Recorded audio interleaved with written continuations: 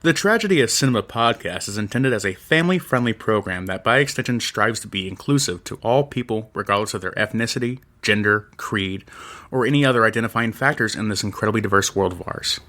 With that said, some of the films we discuss may contain serious subject matters or have content considered morally objectionable by today's standards. We do not intend to condone or dismiss these aspects of these films, but our primary focus will be on what we believe the film succeeds at, some fun facts, and our personal enjoyment factors of each film. With that said, we hope you enjoy the show.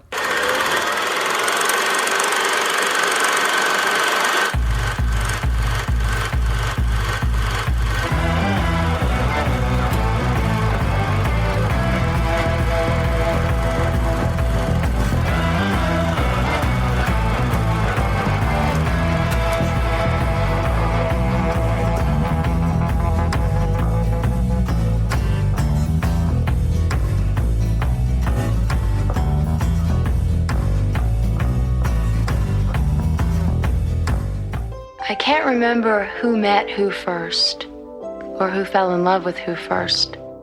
All I can remember is the seven of us always together.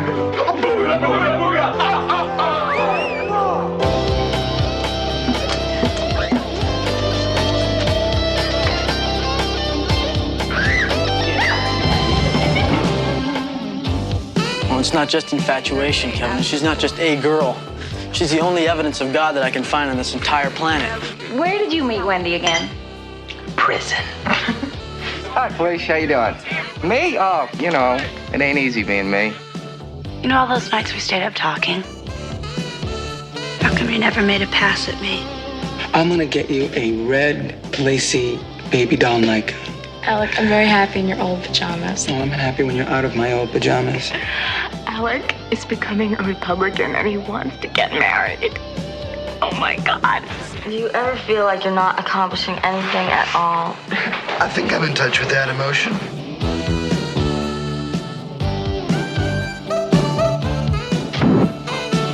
You're not gonna believe how out of hand it's gonna be.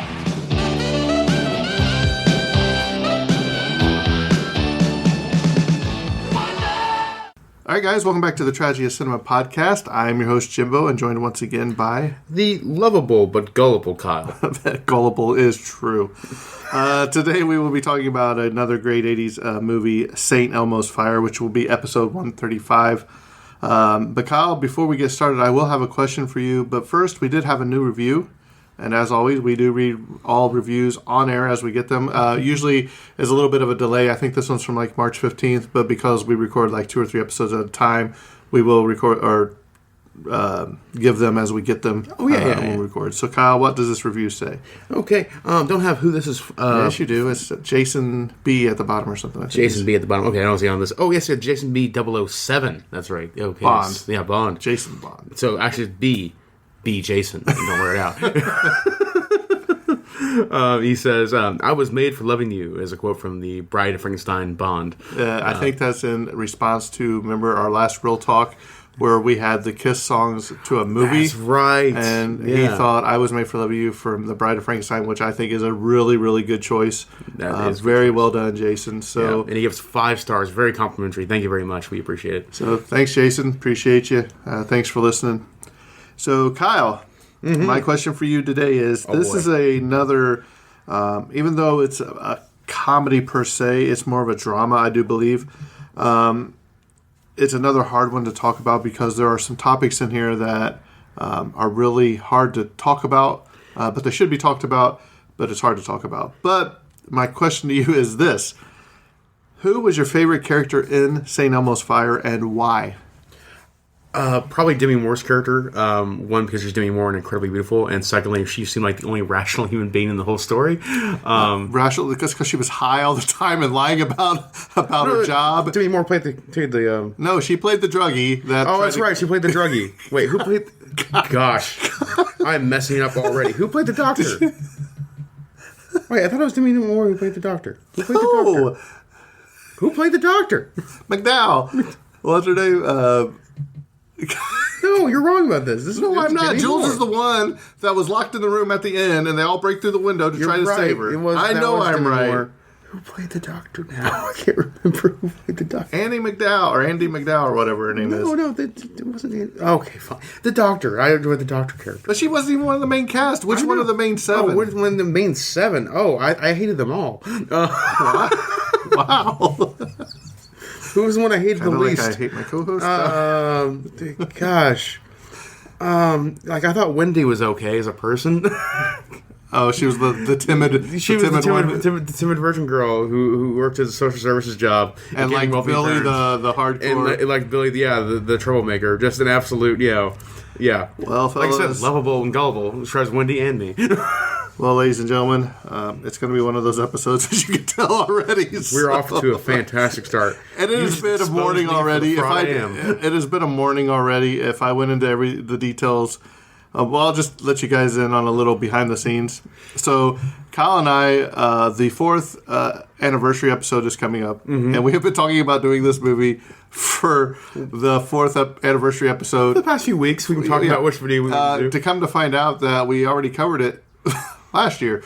So, the whole day's been shot because Kyle thought we were going to be recording this for like 2 hours, and so now it's just like a Mandela effect because I don't remember covering it. He doesn't remember covering it, but it's on the podcast feed. Time is a flat circle, Jimbo. Yeah. So, but once we start talking about it, we do remember. So now we got to throw that out the window and come up with something completely different. So hang in there for that. So as we're talking about our 4th anniversary, we might as well throw this out there. If you guys would like to send in an email or an audio clip, send it to thetragedyofcinema@gmail.com. We will incorporate that into the recording. I will play them. That way you guys' voice will be heard on the podcast as well. So, Kyle, you've already butchered this episode so far, so why don't you go ahead and take away the notes? I mean, what else could go wrong today, right? So many more things, Jimbo. I'll show them to you all. I'm sure we will. How many times are you going to butcher a name this morning? Let's find out. Yes. The answer is yes.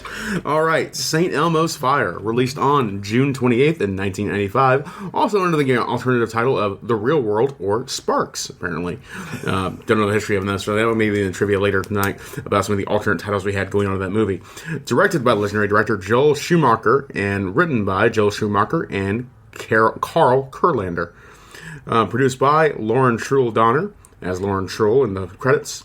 Composer was David Foster. Cinematographer was Stephen H. Burham. And editor was Richard Marks. And casting director was Marcy Lariff and Jennifer Schroll. Budget of the film was $10 million in 1985. And just for inflation today, that'd be about $28 million today. Opening weekend, it made $6.1 million, and just for inflation, that'd be about $17.1 million. Gross worldwide, actually became a successful movie over time, it looks like, for not the lifetime ratings, but in the its main box office run. It made $37.8 million. And just for inflation, that'd be about the equivalent of $105.7 million today. So not a bad earnings for the film overall. I think kind of qualifies like just above a modest success, like just unqualified success. Not even necessarily modest. It was successful. It wasn't like extremely successful or modest. It was like right there at the line where you don't even add anything to it, in my opinion. I'm going to give a quick little plot summary of the film here. 7 friends, Alec, Billy, Jules, Kevin, Kirby, Leslie, and Wendy, are traveling to navigate through life and their friendships following college graduation. Alec, who aspires to a political life, has just shown his true colors by changing his allegiance from Democrat to Republican, which freaks out his girlfriend Leslie, who he wants to marry. Budding architect Leslie, on the other hand, has an independent streak. She believes she has to make a name for herself to find out where she's going in her life, and she can't truly commit to another person in marriage. But Leslie and Alec have decided to live together because Leslie refuses to marry Alec, and Alec believes this justifies certain behaviors that are unacceptable in a married life. Kirby, on the other hand, who wants to become a lawyer and who pays for his schooling by working as a waiter at their local hangout called St. Elmo's Bar, and a sterling writer Kevin are currently roommates. They are opposite extremes of the romantic spectrum. Kirby is just reconnected with Dale Biberman, a slightly older woman he knew in college who is now a doctor. See, that's the Dale Biberman's character I found to be the most rational character. Yeah. It's okay. I'll get that in the cast later. Lost my place for a second. Yep. He falls madly in love with her and will do anything to impress her. Kevin, on the other hand, doesn't date and states he doesn't believe in love, making his friends speculate that he may be a closeted homosexual who is secretly in love with Alec. Kevin will eventually open himself up to one friend who matters the most. Billy, married with a child, is the irresponsible one of the group who would rather sleep around and play with a saxophone than face the realities of being an adult with family commitments. He still lives in the memory of his fraternity glory days. Next up, we have virginal and sheltered Wendy, who comes from a wealthy family, works for a low-paying social services job. Her family provides all her financial needs, but she's in love with Billy, who turns to take advantage of her adoration of him. And most of them are concerned about Jules, who works in a bank and lives in excess of all facets of her life and doesn't have the financial means to live that kind of lifestyle. The question for all 7 becomes whether their friendship can survive adult real life. Guess it's less of a synopsis, more of a plot summary. And the credits roll, the movie's over. Still, I think it covers a lot more than a synopsis when it's just like 7 friends deal with real life. I was like, that's not really Kyle, a summary. as you go through the cast of the main people when we get there, let me know, and I'm gonna, if I have notes on those people that I think auditioned for the role or wanted to play the part, we'll stop after each one, and I'll let you know if I have anything for them. Okay, all right, I'll do that whole thing for you real quick. All right, and going into the next facts here, we have a quick little shout out to the awards where the soundtrack was nominated for a Grammy. Pronunciation. It was nominated for a Grammy for best album. Grammy for best album of original score written for a motion picture or television special. It won a Razzie Award awarded to Rob Lowe for worst supporting actor. I think that's possibly misunderstanding the role to an extent. It's not like he's a good character in the film. No, but I thought he played a good character. Yeah, exactly. So getting a Razzie Award is almost a compliment at that point. It's like, we all hated you in the movie. That's what I was going for. Right. Yeah. Quick little technical details of the film. It has a runtime of 110 minutes. Sound mix is Dolby Stereo. Color film. This is a color film. Aspect ratio is 2.39:1. And the camera used was the Panavision Panaflex Gold and the Panavision C Series lenses. Then we have some filming date information. This film started filming on October 15th, 1984, and wrapped filming on October 31st, 1984. That's a 2-week film schedule for a movie with 7 lead characters practically. That's incredible. Absolutely, yeah. Filming began 10/15/84 and wrapped up 10/31 after 2 weeks, 16 days of filming, whole movie. That's insane. You been doing that now? I mean, you met movies that take months to film or whatever. That's a tight Kyle turnaround. Jimbo. I think this summer, Jimbo and Kyle star. And Jimbo and Kyle go to Comic-Con. We will take our iPhone and we will make a movie about Kyle going to Comic-Con. We'll make a movie in 2 days. Show them up. Real big. Can you imagine? Real big. Yeah, take that. Yeah, take that. Movie awards, movie people. We'll show you how it's done. Make a movie. It's just a vlog, Kyle. Yeah. Okay, moving on to the cast of the film here. We have Emilio Estevez playing Kirby Keeger. Emilio Estevez is also known for such influential roles as The Breakfast Club in 1985, The Way in 2010, one of my favorite films actually, probably covering someday, and Young Guns in 1988. All right, so for Kirby, C. Thomas Howell auditioned for the role of Kirby, but he didn't get it because he was too young. What do you think? Could he pull it off Kirby? Thomas Howell. C. Thomas Howell. Probably maybe a little too young, but I don't know. Maybe he could have pulled it off. Yeah, maybe. I don't know. Rob Lowe playing the character of Billy Hicks. Rob Lowe, also known for such roles as he was in The West Wing from 1999 to 2006. He was in the movies Young Blood in 1986 and the movie The Outsiders in 1983. And this one, Robert Downey Jr. Robert Downey Jr. in 1985. Ultimately went to Rob Lowe. Oh, wow. I think, yeah, Robert Downey could have done a great job of it back in time. Yeah. He was a good young actor, too. People forget about that because he was crazy in his youth. They had to chain him down. Next up, we had Andrew McCarthy playing Kevin DeLenz. Andrew McCarthy was also in the films Pretty in Pink in 1986, Weekend at Bernie's in 1989, and Mannequin in 1987. Don't have anything for Kevin. Nothing for Kevin. All right. Next up, we have Demi Moore playing Jules, not the doctor. Yes, there's a whole... probably the two most totally opposite people of this film you could got mixed up, of all people. Yes, you're right. I have that myself. Demi Moore was also in the films Ghost in 1990, Striptease in 1996, and G.I. Jane in 1997. Okay, all these ladies were offered the role of Jules, but they all turned it down. So here we go. Kyle, tell me yes or no. Jodie Foster. Yes. Jennifer Beals. No. Tatum O'Neal. No. And last but not least, Joan Cusack. Ooh, yes. All right. Good. First time you're getting naming I know all these names. Yeah. He's like, I have no idea who this person Pretty is. women from the 80s. I know these people. Okay. Next up, we have Judd Nelson playing the character of Alec Newberry. Judd Nelson was also in the films The Breakfast Club in 1985, New Jack City with Wesley Snipes in 1991, and Blue City in 1986. Got anything about Judd Nelson? Nothing about Judd. Nothing about Judd. All right, moving on. We have Ali Sheedy playing Leslie Hunter. Ali Sheedy was also in the films The Breakfast Club in 1985, along with Judd Nelson. Short Circuit in 1986, and War Games in 1983. All right, Kyle, this is probably the longest list of people that were considered for the role. So here we go. Yeah. Yes or no? Brooke Shields. No. Yes. What? You don't think so? Okay, maybe. Okay. Meg Ryan. Yes. No. No. How dare you say no to Meg Ryan? Jamie Lee Curtis. Yes. Melanie Griffith. Yeah. Sarah Jessica Parker. Really? Yeah, sure. Yeah. Bridget Fonda. Yes. Absolutely. Yeah. That would probably Bridget Fonda might have been perfect. Yeah. Bridget Fonda would be even better. Elizabeth Shue. Elizabeth Shue. I don't remember what she was in. Oh gosh, this one's driving me nuts. Back to the Future. Oh, right.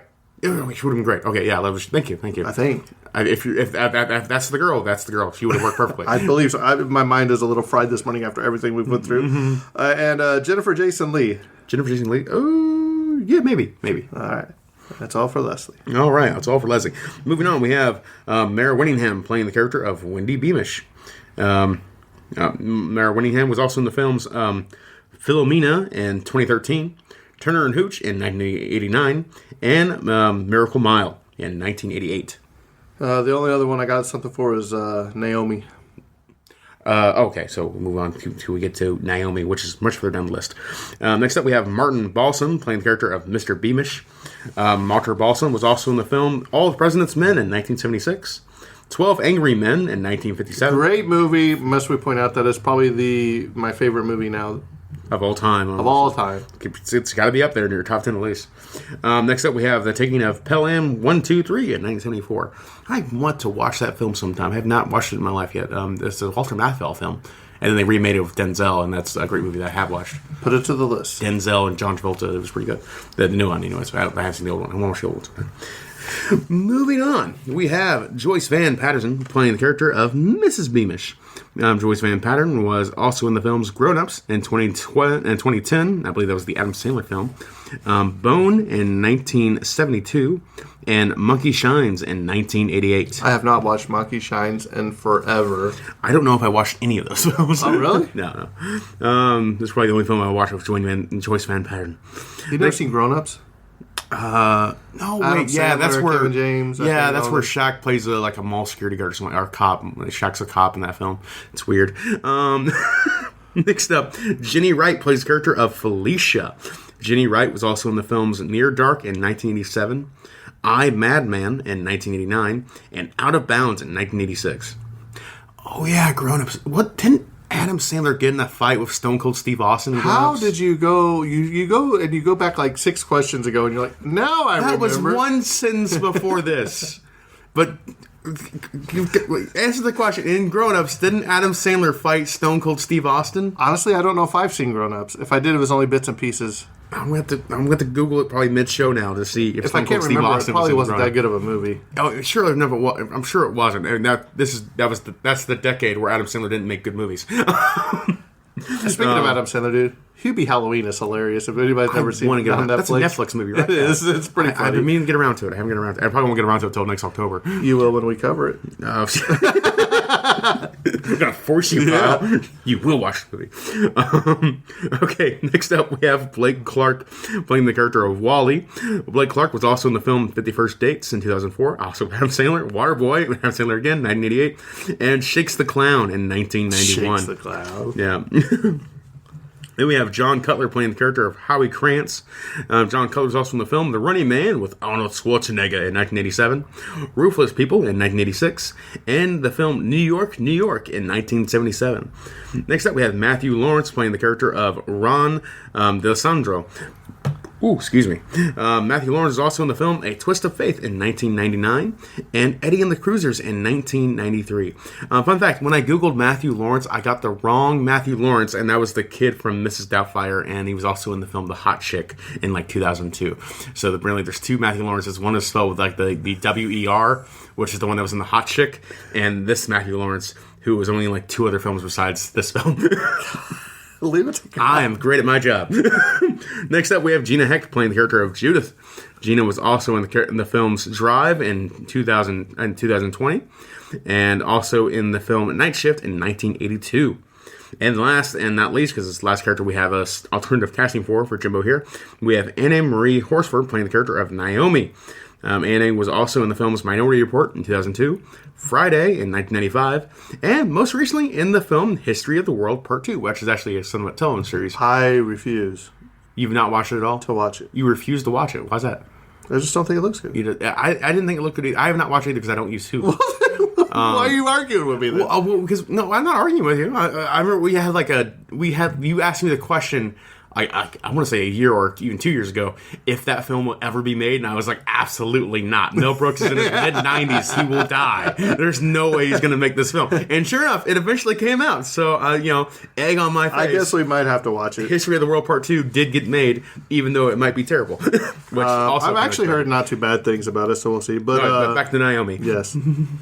So for Naomi, Laura Dern is the only one that auditioned. Laura Dern. And Laura Dern's a great actress, and she could knock anything out of the park. So okay, that's good for her. They have it from Kyle. Okay, so Kyle, was there any awards? We went through those two awards. It was that Razzie and that that's Grammy right. nomination. See, the way this is going, this episode's derailed since the beginning. Exactly. Since I woke up, we're just going to throw this podcast in the trash. I mean, you wake up. Number one, you almost oversleep because Kyle says, "I'll be there in about 3 minutes." 2, you're come to find out that your printer ran out of ink. So there's that. Then you cover we're going to cover this for our anniversary episode, and guess what? We already did. And it's just been a running downhill from now. So Monday. It sure has, except it's Wednesday. What a week, hump day. It's Wednesday. Oh, no. So, Kyle, we covered The Breakfast Club, I think it was episode 3 or 4, something like that, way back with Terrence was our co-host. But the cast in this, you kind of think in the 80s, it was kind of like the Brat Pack. Kind of a spin on the Rat Pack. A lot of these actors and actresses were all together in movies. And some have said that St. Elmo's Fire is a direct sequel to The Breakfast Club after high school. This is where they're going out of college. That was definitely the vibe I got. But it's not the same. No, it's not. It's really not. Right. It's not the same character. It's not the same guy. It is a different story, but in many respects, it is like the spiritual successor in my eye of this film. And like you can imagine those characters going to this kind of lifestyle after they graduate from high school. So Kyle, let me ask you a question real quick. So, is there any friends from high school that you have kept in contact with that were as tight-knit as friends as these that even to today? I wish I could say yes. And I kind of put it on myself to fail to keep those relationships as active as I should have. Of course, that's a two-way street, of course. Right. That's on me and them to a degree. But I do have friends that I keep in contact with. Like, luckily, social media is a thing now where like you can keep in contact with friends a lot easier that way. So I say I still have friends that from high school that I still talk to daily on social media. And to that extent, it feels like a close connection, and we try to hang out whenever we can, at least once or twice a year. But that's about as good as it really gets for modern adult life. Right. Now. Well, it's like so that's personally for me. How about? Sorry. Well, what I was going to say is that there was only 12 people in my graduating class. Okay, so 6 boys, 6 girls, and I probably don't talk to any of them. It's sad. I mean, yes, we all grow up. Some are in Florida, some are traveling the world, some are different stuff.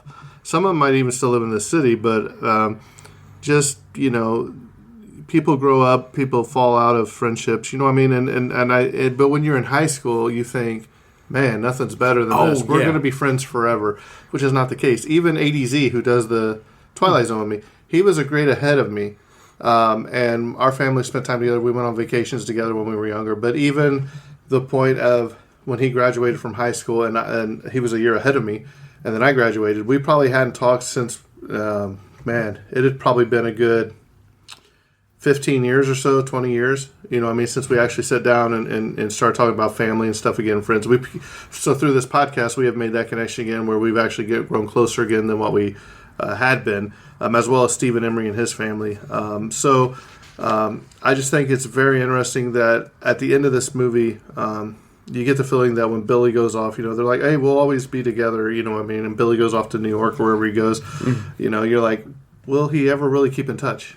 It's just, it's one of those things that you hate to say, but, and some people may have that relationship, but I didn't. So that's where I kind of... Yeah, and just kind of like bring back to like, there's a sadness to it for sure, but there's also like, there's kind of a new life as well, because like that's you coming into your own as an adult individual yourself too. So that's why those things drift apart, because you come into your own and then you realize what you value yourself is like, it turns out not to necessarily be that friendship. Even that friendship's still valuable in like your history, you appreciate that. Going forward, you have more important things to do in your life, and as do they. And I think that's also like a thing to be positive about as well. Right. So like it's not all sad in that sense. Right. So I just wanted to point that out. Number one, the Brat Pack, and then also about the friendships. But let's go ahead and talk about some of this trivia, and you can throw your clipisms in here, the Kyle knowledge, if you will. Exactly. No, I think that's funny, and then you can go on to the next topic. I'm a cliche, folks. All right, here we go.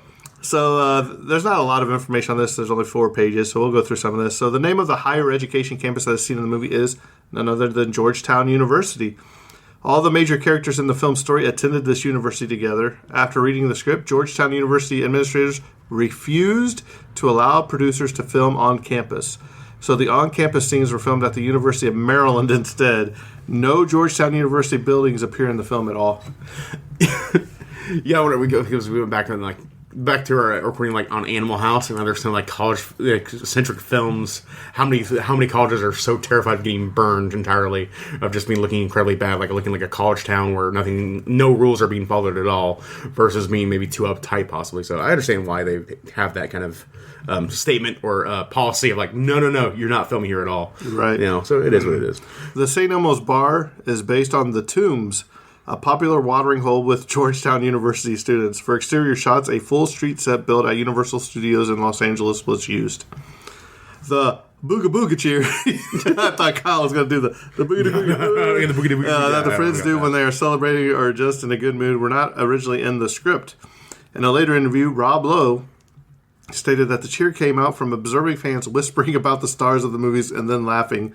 The cheer itself makes fun of what these whispered conversations sounded like from a few feet away. That makes sense. And I guess this whole film kind of relies on like their entire cast inner chemistry together. Like everyone describes like most of these films shot, like they have to kind of break out of the script entirely because they have to be on their natural friendship cadence. Right. And that's probably where the spirit of this whole film kind of carries through and why people love it as much as they do now. So Mara Winningham, who played Wendy, she played the Virgin in this movie, but she was actually pregnant during filming, so there is that. That's fantastic. That's excellent. Much like her character, Demi Moore had a drug problem when she was cast in the film. One day, director Joel Schumacher actually demanded that she leave the set because she was really high. Moore had to go through rehab and promised to stay clean in order to play a character with a drug problem. Moore revealed in an autobiography later that she had a cocaine problem and was using 1/8 of an ounce of the drug every 2 days. Oh my gosh. She went to treatment for 15 days and then had a counselor with her while she was shooting the film. Jeez. I mean, that would be hard to do if you had a drug problem and playing a druggie on set. Playing a druggie on set, like, or having to be clean and then playing a druggie in the film itself. It's just like, that's gotta be very tough, especially from a rehabilitation standpoint. And even then, like granted, like, it's not that far back now, but still, even like 30, 40 years ago now, that's still like, not a good time for being respected or like understanding how much of an issue that is. Right. I feel like, wow, that's gonna be difficult to go through. One of the bars used in the film was torn down in Washington, D.C., with several of the cast members in attendance for it, so that's pretty cool. Oh. Singer John Parr, who wrote the famous song St. Elmo's Fire for the soundtrack, which is a great song, explained during a speech at the Children's Choice Awards in Sheffield that he was not particularly thrilled to be working on this film and that the song was written in honor of Paralympian and fundraiser Rick Hansen. He said that the wills of the man in motion are referenced to in the lyrics popularly thought to mean the wills of Demi Moore, Jules G, but actually refers instead to those of a wheelchair. Oh, wow. So, little insight there. A little bit of a darkness into an otherwise kind of jovial song. Yeah, this is a debut film of actor Blake Clark, who played Wally. Emilio Estevez, Ali Sheedy, and Jed Nelson all portrayed graduates in the 85 film of the Breakfast Club, or of this, but also in the Breakfast Club. St. Elmo's Fire producer Lauren Schuler Donner has said all three were cast in the film due to strong recommendation from Hughes. The street that the St. Elmo bar is on is the Universal backlot. The 2 or 3 buildings to the left is the Hill Valley Clock Tower from Back to the Future. Small world moment. Yep. Cool stuff. Martin Balsam and Joyce McPadden, who played Wendy's parents, Mr. and Mrs. Beamish, were married in real life from 1957 to 1962. So that's pretty cool. Yep. I wonder how that is. Hey, we were married, but no, 20 years later, we're playing husband and wife again. How odd would that be? I'll accept this part. Oh, well, never mind. I guess we're... Oh, okay. Well, I guess I got a point. That's like putting on an old pair of shoes. I got to be at that point. I'm like, okay, I know how to fake our marriage. I did it for a few years before we divorced. Oh, wow. Sorry, that's dark. That's dark. This is the breakthrough film as a director for writer and former costume designer Joel Schumacher. So that's pretty interesting. Here we go again. The St. Elmo's derived from a real-life meteorological phenomenon, which is mentioned in the movie. It is also known as St. Elmo's Light. According to website Wikipedia, it is a weather phenomenon in which luminous plasma is created by coronal discharge from a sharp or pointed object in a strong electric field in the atmosphere, such as those generated by thunderstorms or created by volcanic eruption. That's really cool. I remember like I'm extremely off the wall thing. I remember like Metro 2033 and like the Metro series uses those a lot, and like those kind of like almost spectral balls of light almost. They're really cool to see. Right. They use a lot of that in that video game as like images of spirits almost. Just because like they have basically the title song of the film in there. I'm going to list out the band members real quick. The band members were Patrick Whittingham, Andy Scott, Christian Ibrahim, and Daniel Ibrahim, and Bennett Bowman for the New Breed, the band that played. I would say that was the band that played in the movie, not the one that did the soundtrack. Not the one, but that's the one that played in the movie specifically right there. Okay, you're right. Sorry. And you know that Whittingham guy is actually the brother of Wendy. Oh, Whittingham. Oh, yeah, Mary Whittingham. Cool. Director Joel Schumacher has said that the film's casting, according to the book You Couldn't Ignore Me If You Tried, the Brat Pack, John Hughes, and their impact on a generation in 2011 by Susanna Gora. I might have to get that. A lot of people turned down the script. The head of a major studio called its 7-member cast the most loathsome humans he had ever read on a page. Wow. I share his sentiment. Wow. That's great.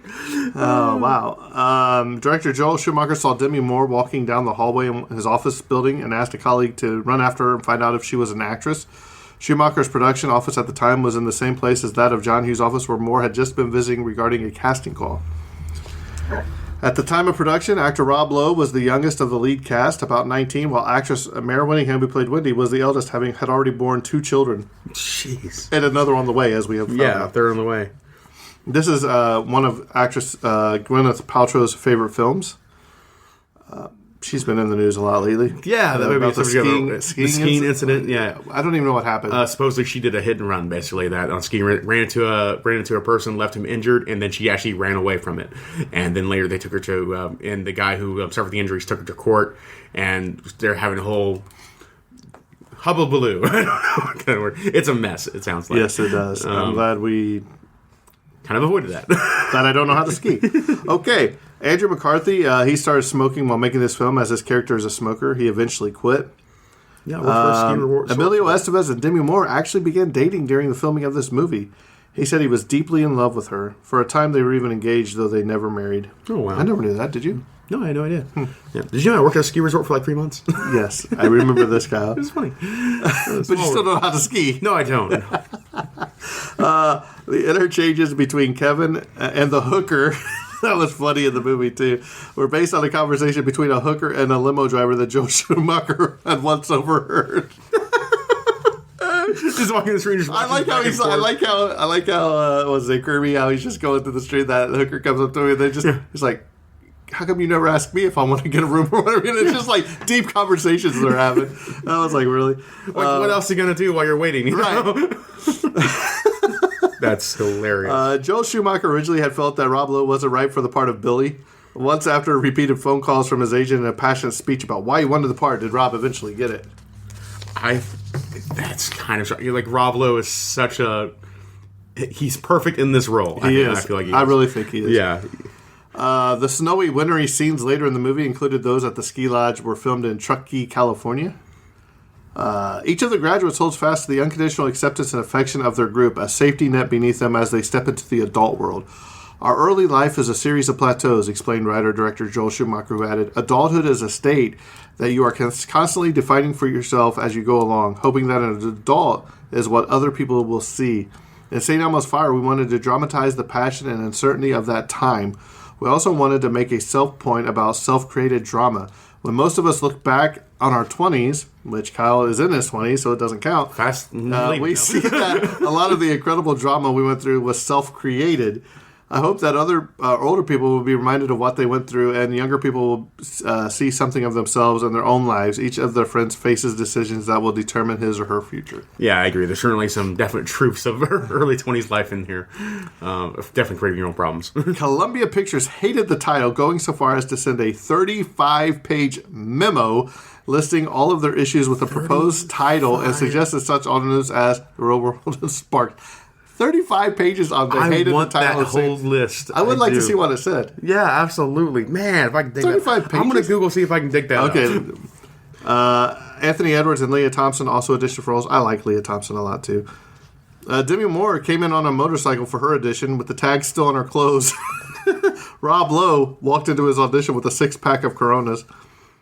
Emilio originally wanted to play Billy, which I don't think that would work. Andy McDowell, who Kyle thinks is the doctor, the druggie, credits this film for changing her life and her career.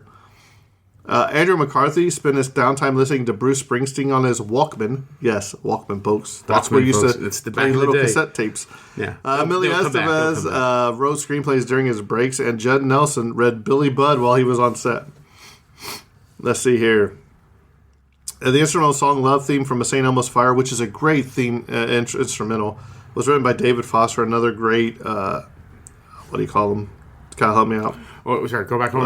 What is David Foster, like John Williams and all of them? He's a composer. Thank you. I was getting there. Man, it has been a rough morning. Yeah, it's called Love Theme from St. Elmo's Fire, or For Just a Moment. David Foster and handicapped athlete Rick Hansen were longtime friends who both needed a musical inspiration at the same time. Foster needed a theme song for his movie. Hansen a theme to spark interest in his Man in Motion World Tour. Hansen was circling the planet in his wheelchair to raise funds and awareness for his Spinal Injury Research Foundation. The song St. Elmo's Fire was born with a portion of the proceeds going to the foundation. Oh, gosh. Rob Lowe's character is referred to as Billy the Kid in this movie. Yes, Emilio Estevez will later play Billy the Kid in Young Guns and Young Guns 2. Jenny Wright also had a role in Young Guns 2. Film critic, one of our favorites, Gene Siskel, compared this movie unfavorably with About Last Night. He said, this is the movie St. Elmo's Fire wanted to be and missed by a mile.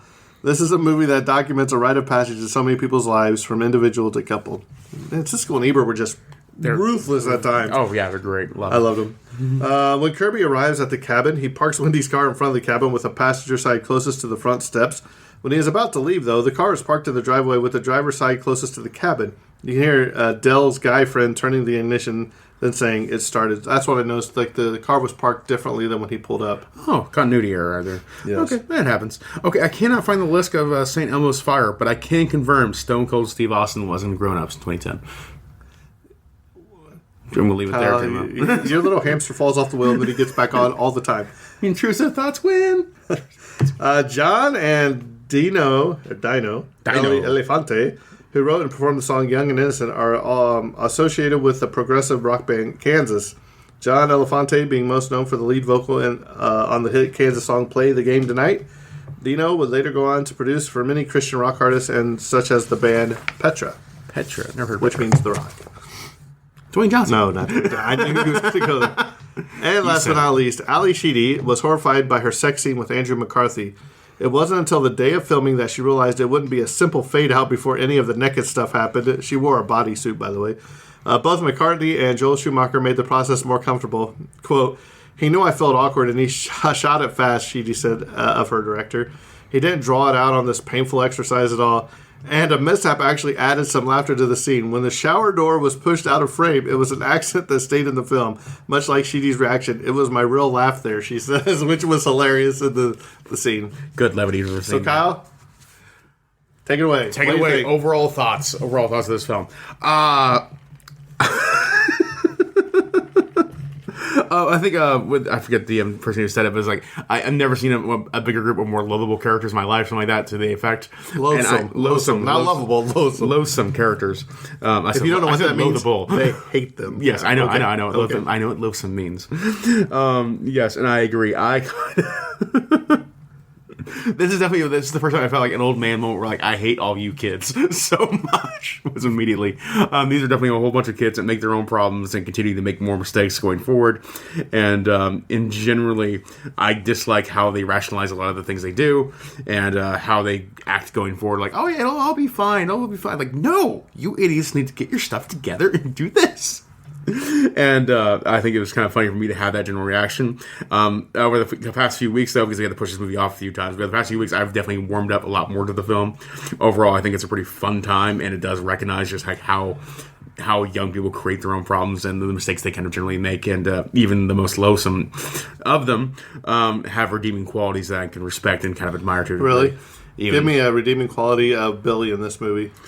I think Billy continues to recognize more and more how much of a bad person he is and how much he actually thinks it's better to distance himself from everyone around him, which is probably the right choice in many respects. So I'm going to say that's a redeeming quality. The fact that he recognizes he's a messed up person and he needs to go somewhere else to sort out his stuff might be the best person in the film for that very reason. The thing about his character in this movie is every time you think that he's getting ready to turn the corner and become the good guy, he just does something that you're like, this is much like, Billy has problems that he will need help with eventually, I believe. Going forward, like 10 years from now, I bet he's still battling a lot of demons, I bet, internally.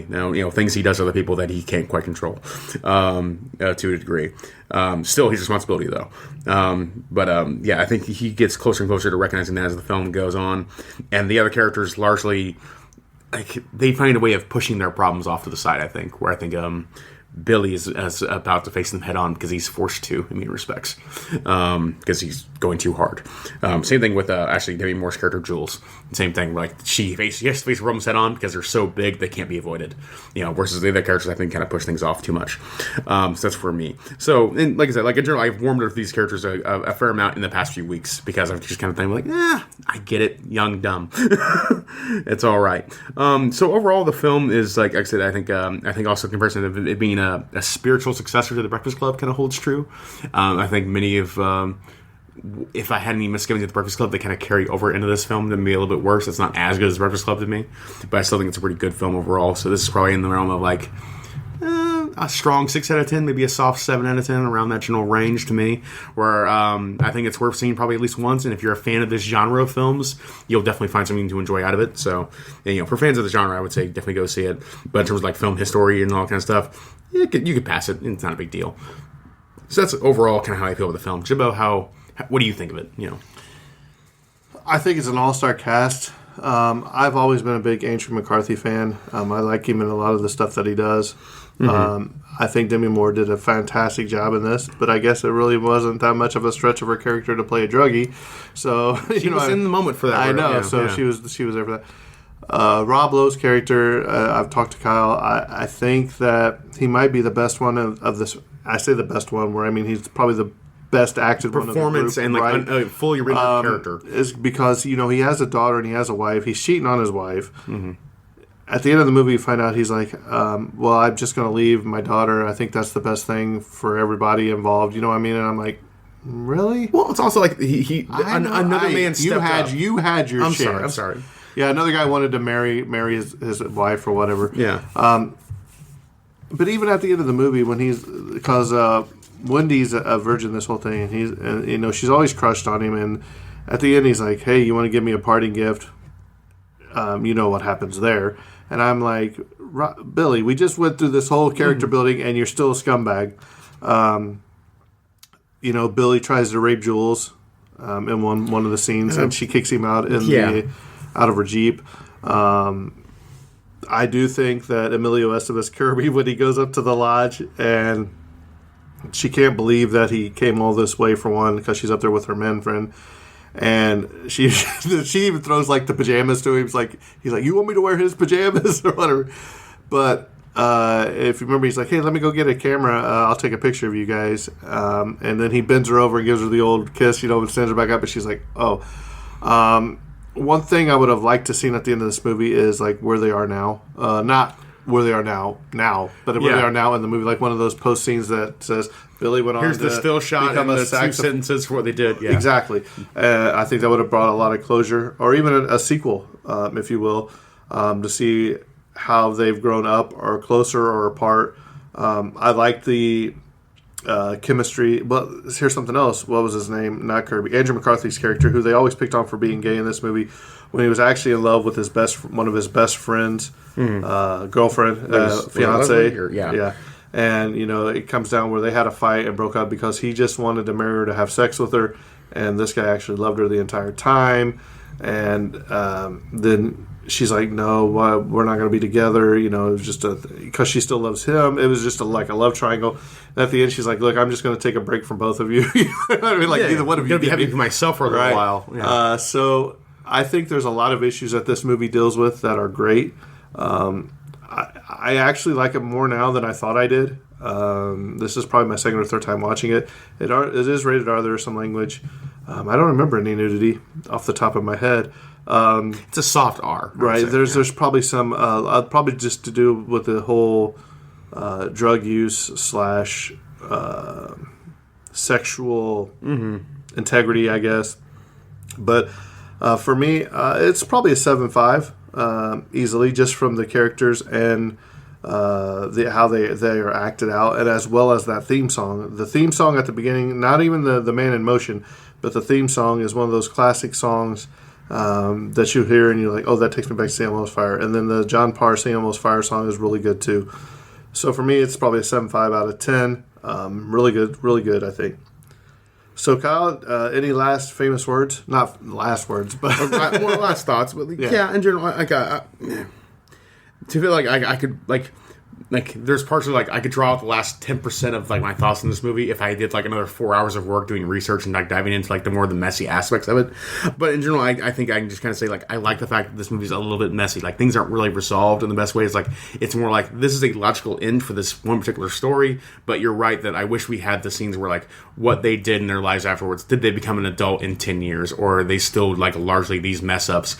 Or loathing them is actually the correct response versus just respecting that they're just young adults who are messing up. Would you like to see them do a sequel today? Oh no, it's too long today because now they're all we're going to retire soon. We're great. Two of them died. That's the real sequel.